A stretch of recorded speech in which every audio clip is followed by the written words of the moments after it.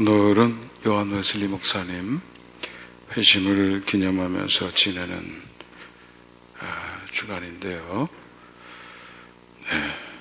우리 5월달에는 첫째 주일이 어린이 주일이고, 두 번째 주일은요 어버이 주일이고, 그리고 본래 감리교단에서는 세 번째 주일을 웨슬리 회심 기념 주일 이렇게 정해놨는데요.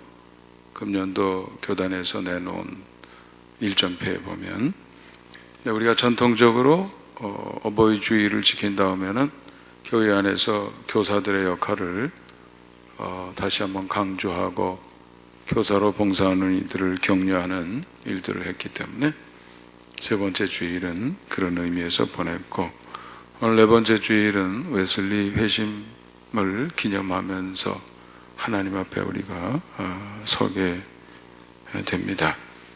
요한 웨슬리 목사님이 5월 24일 날 회심했으니까 사실 5월 말쯤에 가까운 시점으로도 그렇다고 볼 수가 있겠습니다.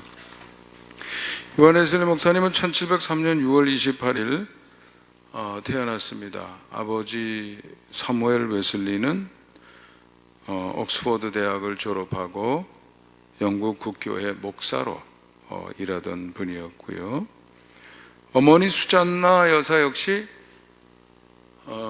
목사의 자녀의 가정에서 태어나신 분이라고 그래요. 요한 웨슬리 목사님은 19명의 자녀 중에 15번째라고 그랬죠. 그때는 가족 계획의 개념이 없었고, 또 의료 발전, 의료 수준이 굉장히 낙후가 됐기 때문에 어려서 죽는 아이들이 많았다고 하죠.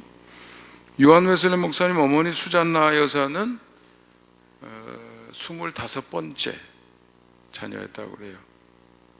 그런데 성인이 될 때까지 성공적으로 성장한 자녀가 9명이라고 하니까 그 당시 어려서 여러 가지 질병으로 죽는 사람이 얼마나 많았나 하는 것을 우리가 알 수가 있겠습니다.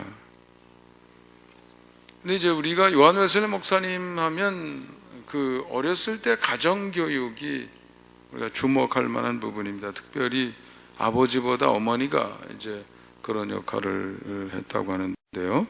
걸음마를 떼기 시작하고 말을 배우기 시작하면서 벌써 교육에 돌입했다는 얘기가 있어요.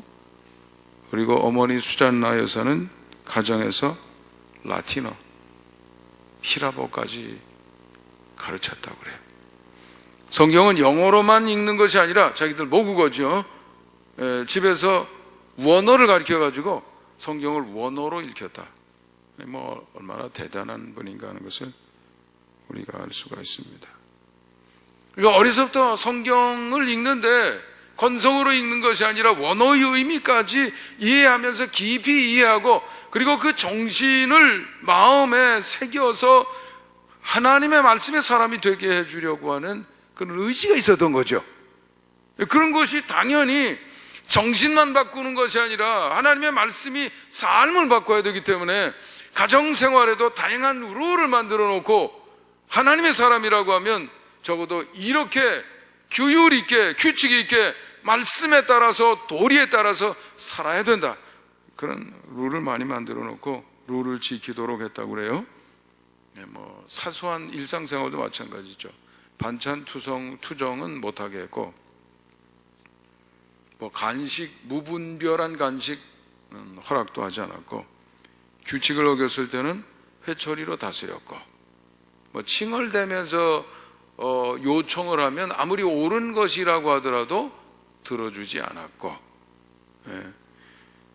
회초리로 맞을 때는 큰 소리로 우는 것도 금했고, 어딜 소리를 내고 정신 차리라고 그러는데 그렇게 했다는 것이죠.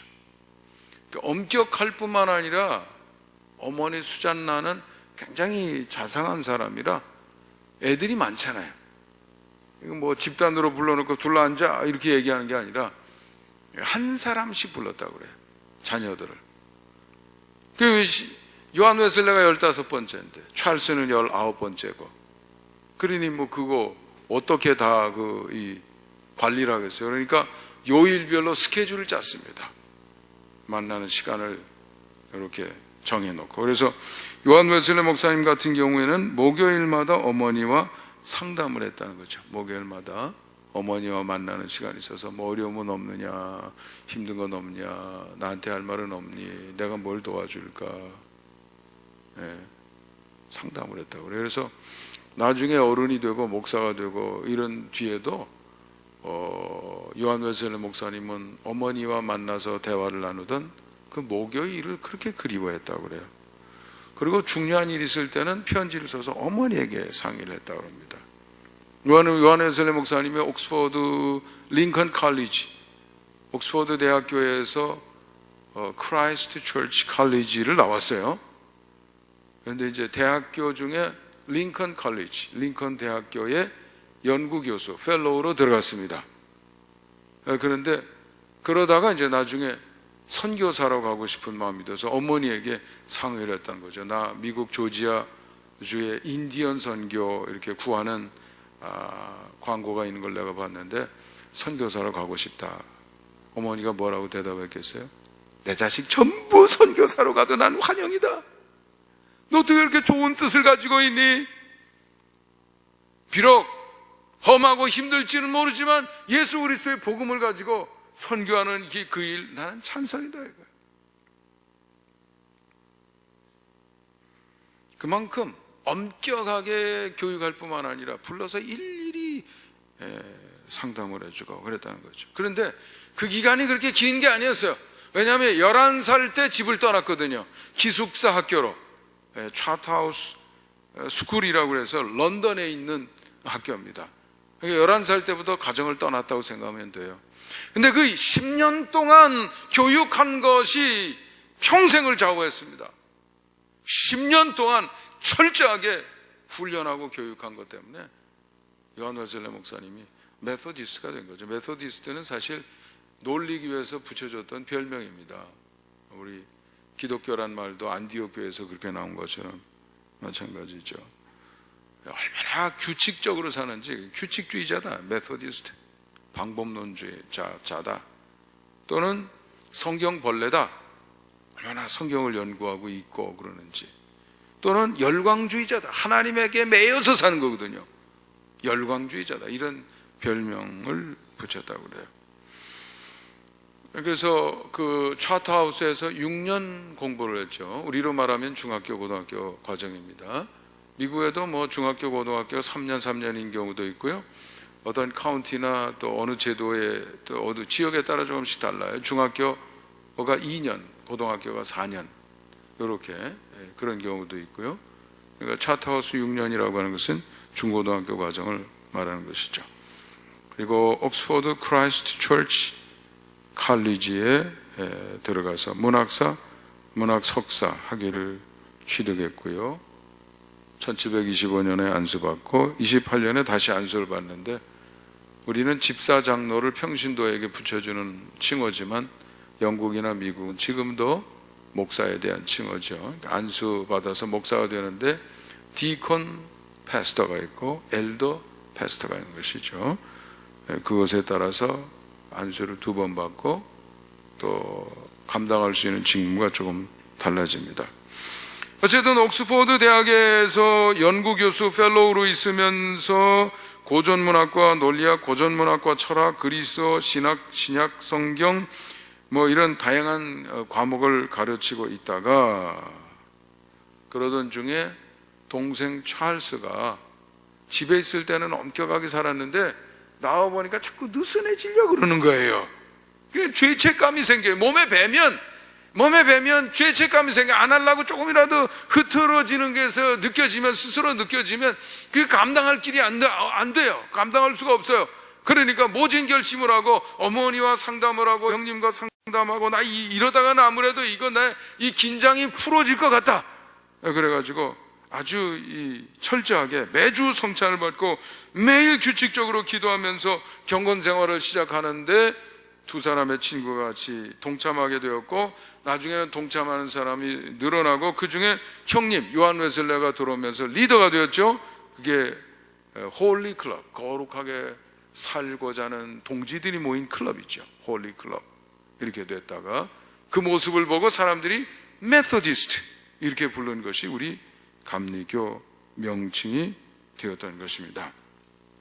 아침 6시부터 9시까지 기도하고 시편과 히라보 성경을 연구하고 기독교 고전을 같이 읽고 연구하고, 당시 교계에서는 1년에 3번 성찬에 참여할 것을 권면하는 수준이었지만 이 사람들은 매일 성찬을 받았고 수요일과 금요일에는 금식을 했고 일주일에 한 번 정기적으로 감옥을 찾아가서 특별히 가난한 사람이라든지 옥중에 있는 사람들을 돌보고, 옥에 있는 사람 중에는 빚을 못 갚아가지고 옥에 있는 사람들이 있거든요. 그런 소식 들으면 또 돈을 모아가지고 빚을 갚아줘서 옥에서 나오게 이렇게 만들어주기도 하고 좋은 일을 많이 했다는 것입니다.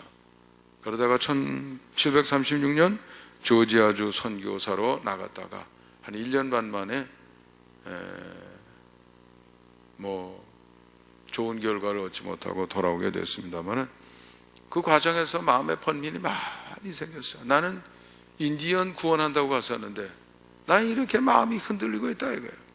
나는 누가 구원해 줄 것인가? 일기에 보면 그 번민이 많이 쓰여 있어요.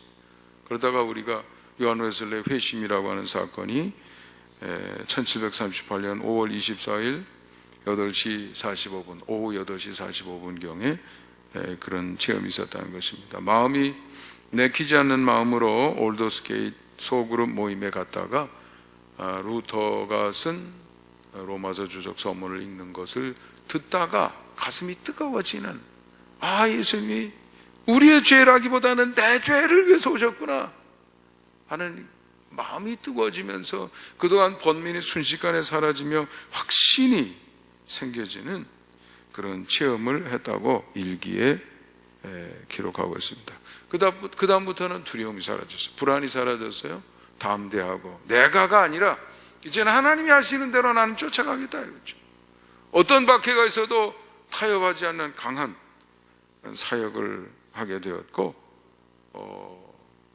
영국 국교에 반대가 있어가지고 야외 설교로 독립적으로 활동을 시작하게 되었는데, 나중에는 웨슬리가 새로운 교단을 세우려고 하는 의지는 없었지만 배척하는 바람에 새로운 감리교 신앙운동이 시작이 되었다. 이렇게 되어 있습니다. 요한 웨슬리 목사님의 회심이죠. 회심 이전 모습, 회심 이후의 모습, 그렇게 우리가 볼 수가 있습니다. 오늘 우리가 읽은 성경 말씀은 사도행전 1장 1절부터 11절이거든요.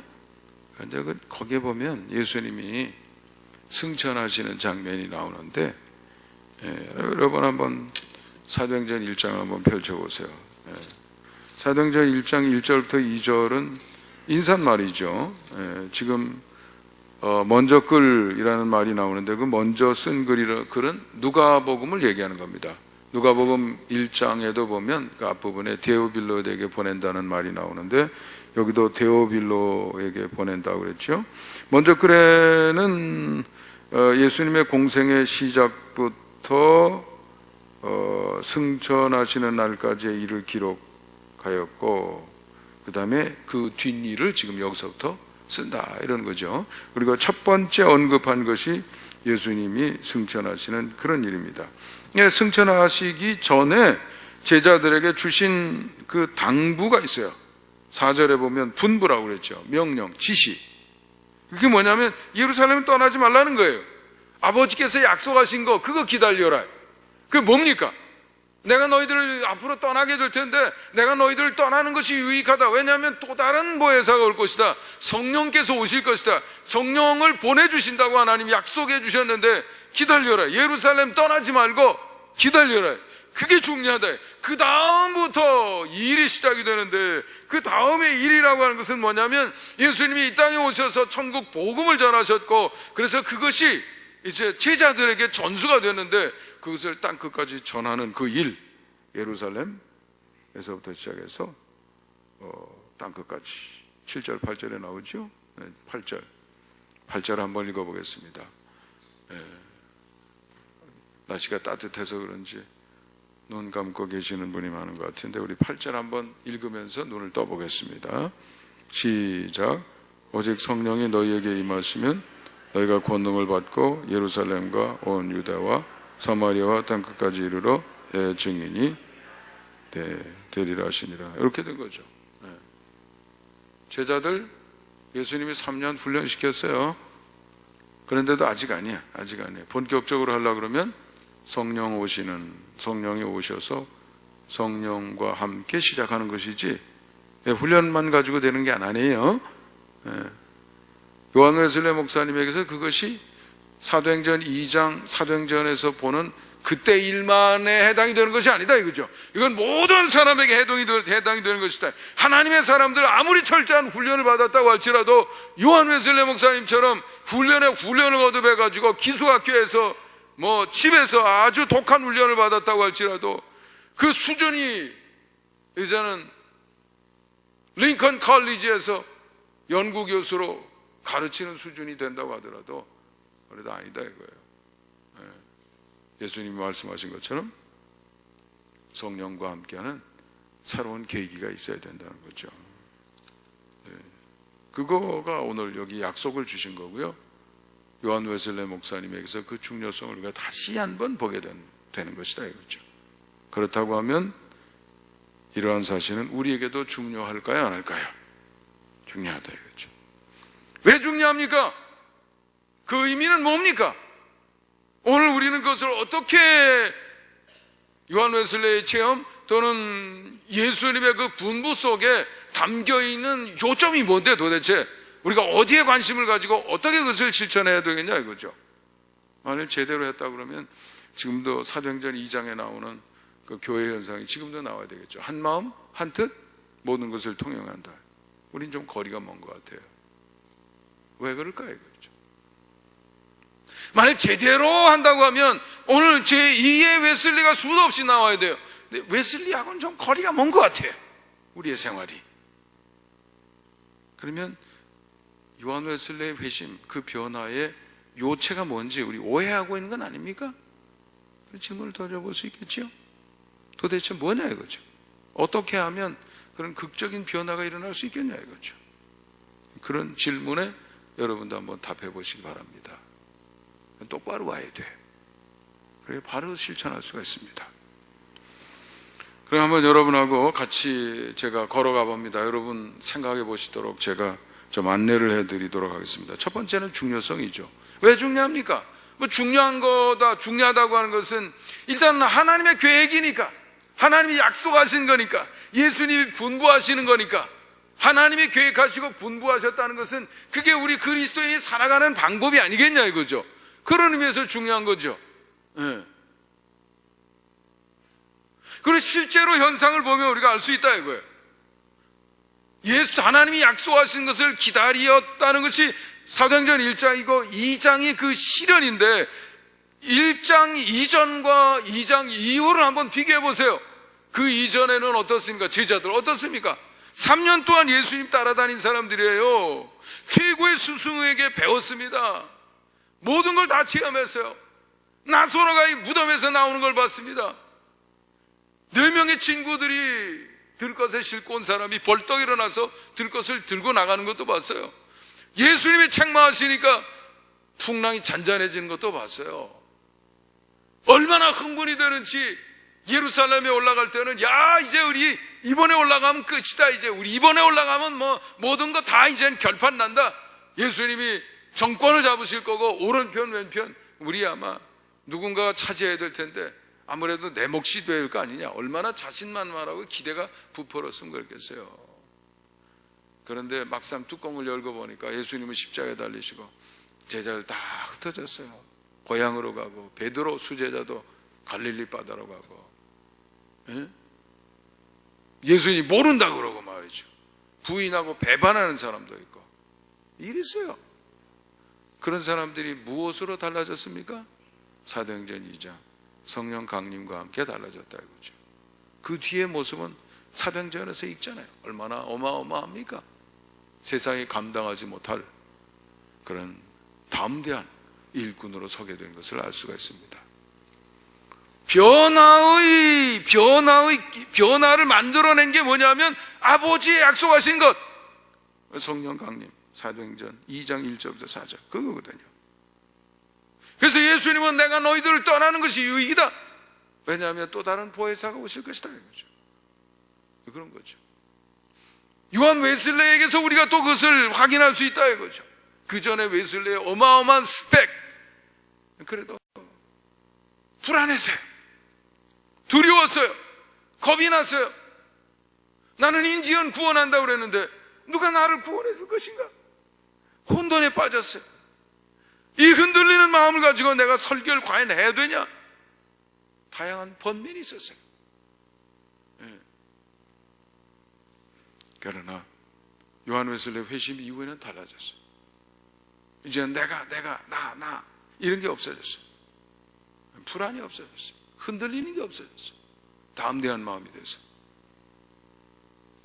감리교 운동을 일으켜내는 강력한 역사를 만들어냈다는 것을 우리가 알 수가 있습니다. 이게 하나님의 계획인 거예요. 지금도 중요해요. 우리가 이 시점 이전에 있느냐 이후에 있느냐가 중요한 거죠. 여러분은 이전에 있습니까? 이후에 있습니까? 뭘로 판단하시겠어요? 그게 중요하죠. 중요성이. 두 번째는 그런 의미에서 회심의 요체가 뭐냐? 회심의 의미가 뭐냐?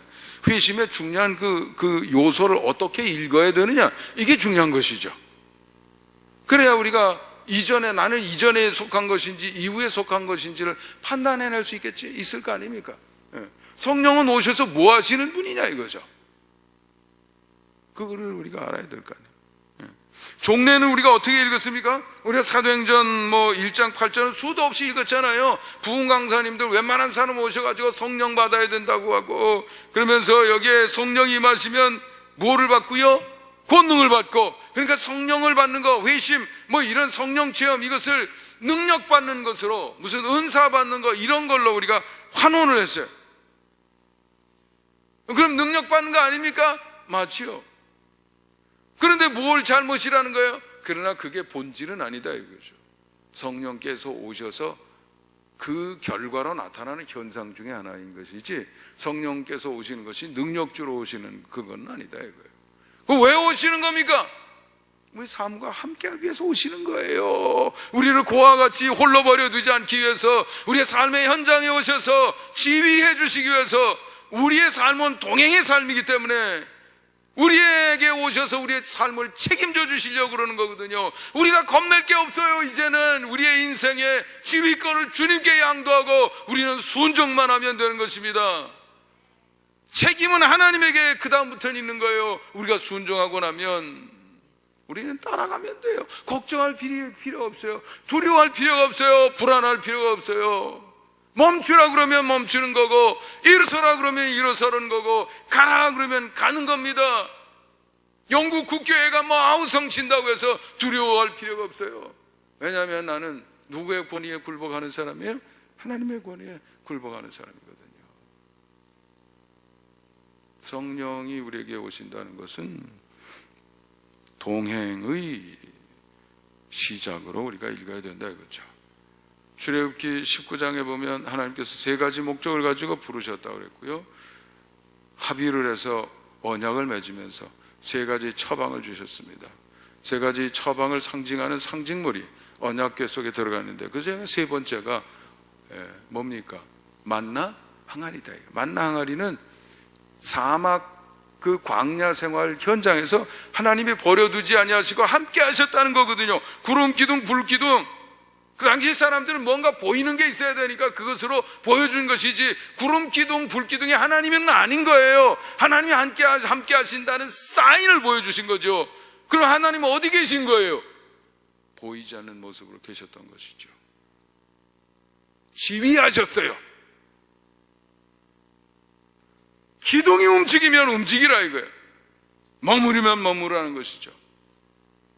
하나님이 지휘하신 것을 따르는 거예요. 성령께서 우리의 삶의 현장에 오셔서 죄에 대해서, 의에 대해서 가르쳐 주신다고 그랬잖아요. 이끌어 주시고 깨우쳐 주시고, 그분의 지휘권을 인정하고 따르는 것을 의미하는 것입니다. 그렇게 이해를 해야 돼요. 그분이 주시는 능력만 쏙 빼고 내가 주도하려고 하니까 문제가 생겨지게 되는 것이죠. 오늘 우리 시대의 문제가 그래요. 그래서 대부분 능력받고 그렇게 하니까 통행이 안 되는 거예요. 제가 지난 수요일날 사무엘상 13장 14장 읽고 사울왕과 요나단, 아들 요나단이죠, 그 신앙을 비교한 일이 있습니다. 블레셋의 침략을 받은 이스라엘 백성들이 너무 불안해가지고 숨을 만한 데는 다 숨었어요. 무슨 구멍이든 바위 틈이든 광야든 숲이든 다 도망갔어요. 그러니 사울왕이 얼마나, 왕이 도망갈 수는 없고 이 책임은 져야 되는데 가슴이 둥둥둥둥 뛰잖아요. 그 초조하게 있을 때 상황을 바꾼 사람이 요나단입니다. 요나단. 그러면 사울왕은 가만히 있었느냐? 안 해요. 사울왕도 하나님께 나가가지고 막 제사를 드리려고 사무엘이 안 오니까 기다리다가 직접 제사를 드렸어요. 사무엘 없어도 나는 제사 드려야 되겠다. 신앙 좋은 것 같잖아요. 그 좋은 신앙이에요? 근데 사무엘이 와가지고 책망을 하고, 하나님 당신 버렸다 이거예요. 하나님 마음에 드는 사람, 다른 사람으로 왕권을 옮기겠다. 아니 그렇게 예배 드리고 철저하게 그러는데 이게 무슨 결과입니까 이게? 에?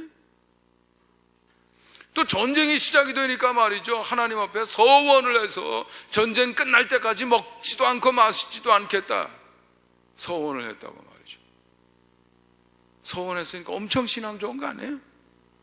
나중에는 또 저녁 무렵이 돼가지고 누가 또 자기가 명령 내린 걸 안 지킨 감을 잡고 말이죠, 누구든지 내가 내린 명령을 어긴 사람이 있으면 내 아들 요나단이라도 죽어야 된다 이거예요. 엄청난 신앙 같잖아요. 그런데 왜 하나님께 배척받습니까? 하나님이 원하시는 게 뭔가요? 제사입니까? 아니에요.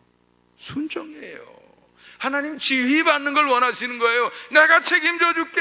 내가 시키는 대로 좀 해줘. 내가 다 안다고. 내 과거도 하고 미래도 알고 내가 인도하는 대로만 와.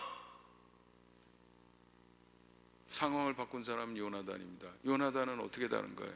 아버지하고 달라요.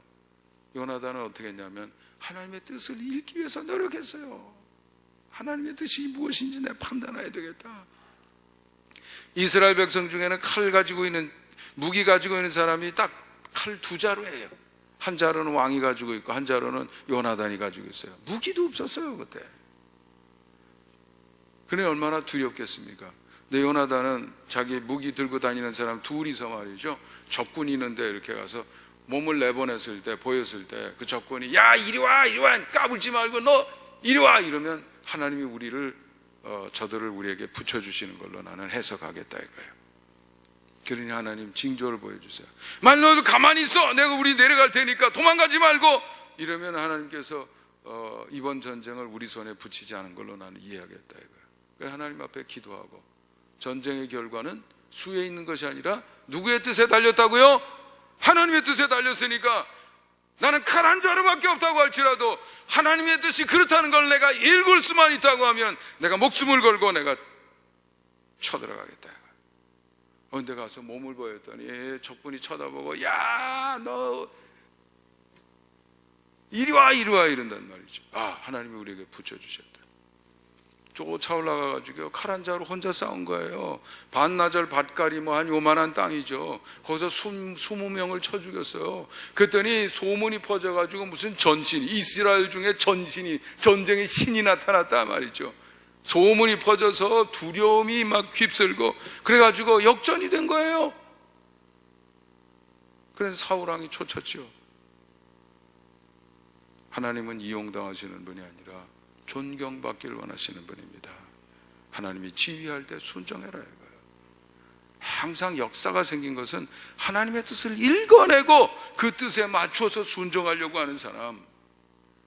요만한 넓이에서 20명이나 죽였으니 이 안에 얼마나 많은 사람이 있었겠어요? 그런데도 혼자 칼 들고 들어가서 거기에서 믿음으로 나가니까 되는 거예요. 역사가 일어나는 거예요. 그날에 완전히 뒤집어졌어요. 그게 하나님의 지휘다. 성령께서 우리에게 오시고 약속하시고 요한 웨슬레 회심의 순간은 그전에는 내가 해보려고, 내가 어떻게 버텨보고, 내가 철저하게 훈련을 받았어도 내가 하려고 그러니까 불안하지요, 무겁지요, 힘들지요, 안 되지요, 고통스럽지요.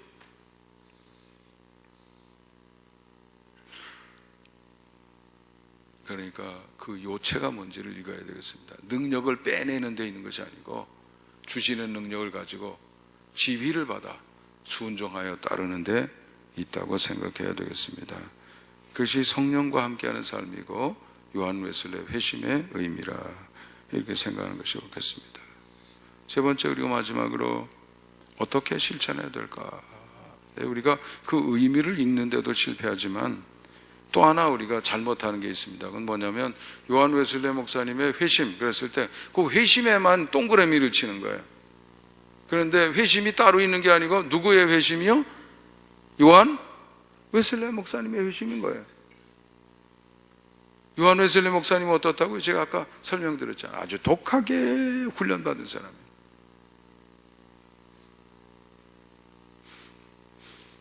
요즘 현대 전쟁은 여러분 다 이 통신 장비와 뭐 이 GPS 이런 게 다 연동이 돼가지고, 그래서 다 그게 비행기가 뜨면 비행기 위에 큰 레이더 있는 거 아시죠? 저 만주까지 다 비행기가 어디 있는지 다 감지를 해요. 그리고 우리 아군 비행기는 어디 있고 탱크는 어디 있고 이게 다 그 안에 다 스크린에 다 나와가지고 그게 다 조종이 되는 거예요. 다 조이율이 돼서 일종의 무슨 오케스트라와 같아요. 신호들이 다 장비마다 갑니다. 미사일 하나 쏴도 거기에 다 목표가 가고, 미사일이 GPS 신호를 받아가지고 다 골짜기 비켜가지고 목표점에 가요. 그게 현대 전쟁입니다. 전체가 하나로 통합이 되는 거예요. 성령님의 통솔을 받으면 그렇게 되는 거예요. 사도행전 2장에 보면 한 마음 한 뜻 모든 것을 어떻다고요? 통용하는 거예요. 그렇게 되는 거예요. 성령 충만하면 벌써 그 표현이 나타나게 돼 있어요. 하나님의 지위를 제대로 받고 있는지 안 받고 있는지, 나를 꺾으면 하나가 되게 돼 있어요. 하나님으로 통합이 되니까 내가 살아있을수록 4분 5열인 거죠. 다 자기 이익을 추구하고 능력만 빼먹고. 그건 아니에요. 우리가 많이 해오던 과거의 강조점은 그 문제점이 있었다는 것입니다.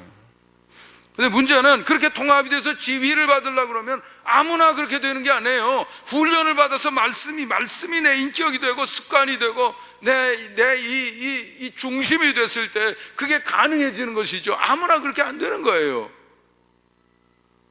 그래서 무슨 병이 났다, 기적을 체험했다 하면서도 엄한 사람 되잖아요.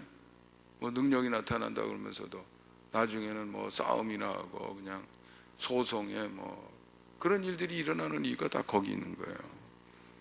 내가 바뀌어야 되거든요. 철저하게 훈련받는 것이 있어야 된다 이겁니다.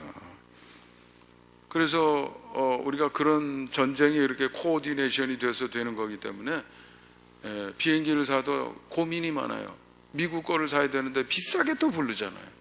우리가 유럽에서 좀 사올까 그러면 어떻게 됩니까? 이게 통신이나 이런 게 문제가 있으니까 안 되는 거예요.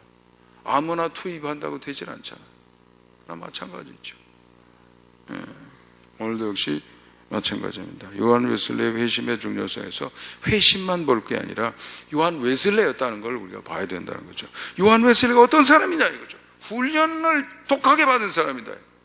사도행전 2장의 성령 강림만 볼 것이 아니라 누구에게 임한 성령 강림이냐 이거죠. 3년 동안 예수님에게서 훈련받은 사람에게 임한 성령 강림이었다 이거예요.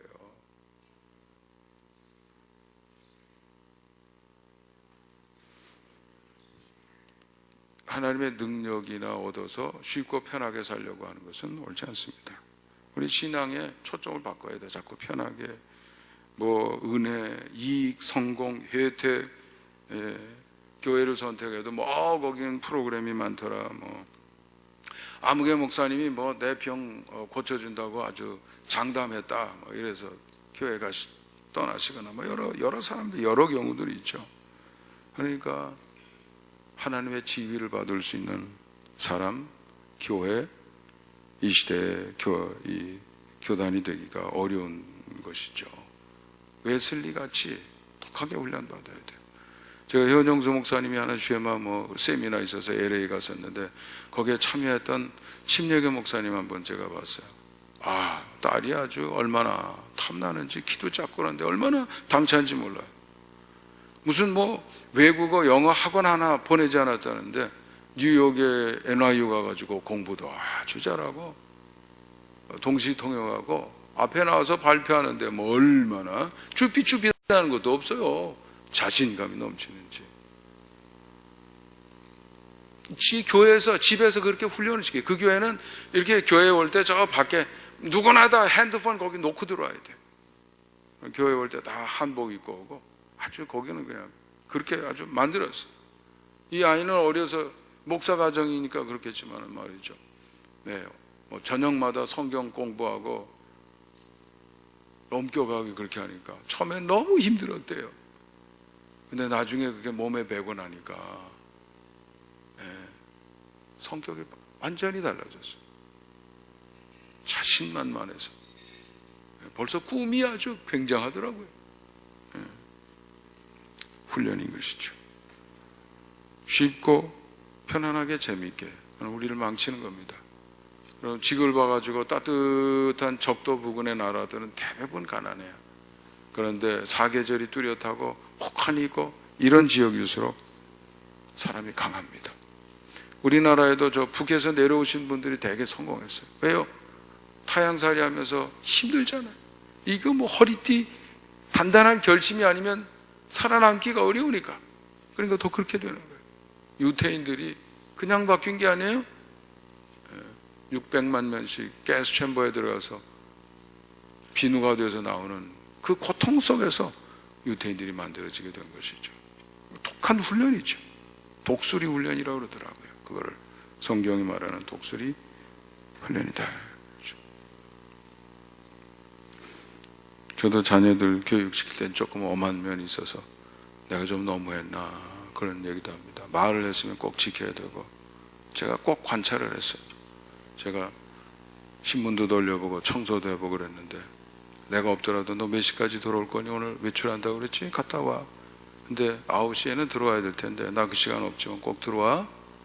그리고 제가 딱 들어오는 현관에다가 한 종이에다가 들어오는 순간 전화해라고 딱 써놨어요. 거짓말할 수 없지요. 그때 좀 늦게 들어왔어요. 두고두고 나한테 혼났지요. 내가 널 뭐로 믿어야 되겠냐? 믿을 만한 사람이 돼야지. 아르바이트해도 돈 다 내놨어요. 내가 벌었는데 나 이제 어른 아니냐? 너 어른이고 네가 버는 거 네가 쓸 수도 있다. 네가 결정하는 거 난 그거 존중한다. 나도 어른이고 내가 쟨 돈 많이 벌지만 한 푼도 못 가져간다. 집에 다 내놓는데 우리가 함께 사는 룰이다 이거야. 나는 네가 어른이라는 거 이제 18살 넘었으니까 나 인정하고 네가 결정한다는 거 나 존중한다. 네가 결정하면 그때부터 너는 독립이다. 네가 선택해라. 함께 사는 룰이에요.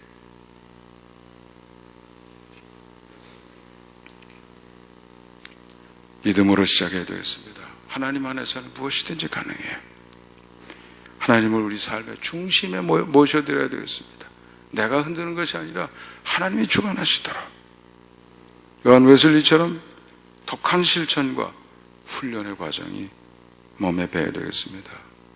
감사 끝나고 감사 함께 했던 분들이 우리가 흩어지지 말고 우리가 선교회로 모여서 함께 기여도 하고 또 선교 활동도 하고 하나님의 뜻을 이루자.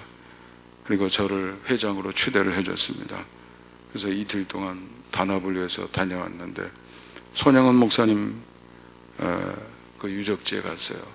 거기에 손영은 목사님이 쓴 글이 있었습니다. 예수 중독자가 되자. 그분은 그렇게 결심했어요. 철저한 훈련과 몸에 배는 걸 중독이라고 그랬어요. 나 예수 중독자가 되어야겠다. 술 중독자는 술로만 살다가 술로 인해 죽게 되는 것이고 아편 중독자는 아편으로 살다가 아편으로 인해 죽게 되나니 우리도 예수의 중독자가 되어 예수로 살다가 예수로 죽자. 이게 손영은 목사님 생각이었어요. 그래서 사랑의 원자탄이 된 거예요. 그냥 된 게 아니에요. 그리고 하나님의 현장지휘를 받고 하나님의 현장에서 공급해 주시는 능력으로 살아가기를, 그 능력을 터득해야 됩니다. 현장에서만 그건 훈련할 수 있어요. 터득할 수 있어요. 너무 어렵습니다. 평생 살아도 하나님에게 초점 맞추는 거 못하는 사람이 얼마나 많은지 몰라요. 오죽하면 예수님이 마태복음 6장에서 은밀한 중에 계시는 하나님, 은밀한 중에 보시는 하나님을 계속 강조했어요. 우리가 이렇게 지내지만 우리끼리, 제가 그러잖아요, 나는 여기 있지만 없어져야 된다고. 제가 중요하지만 중요하지 않아야 된다고. 우리 생각이 하나님께로 가야 돼요. 다 하나님만 내 앞에, 하나님 앞에서. 그게 신앙이거든요. 여러분, 평생 부부가 살아도 남편과 아내를 제대로 느끼지 못하는 사람이 얼마나 많은지 몰라요. 내 입장에서만 자꾸, 그다음에 불편하지요. 이혼하기는 체면도 그렇고, 요즘에는 조론이라고 하는 제도가 생긴대요. 조론.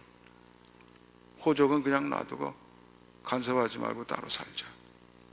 평생 살아서도요, 함께 사는 훈련이 안 돼요. 느낌이 안 와. 얼마나 소중한지 내 가슴이 메어지게 와야 되는데 그게 안 되는 거거든요.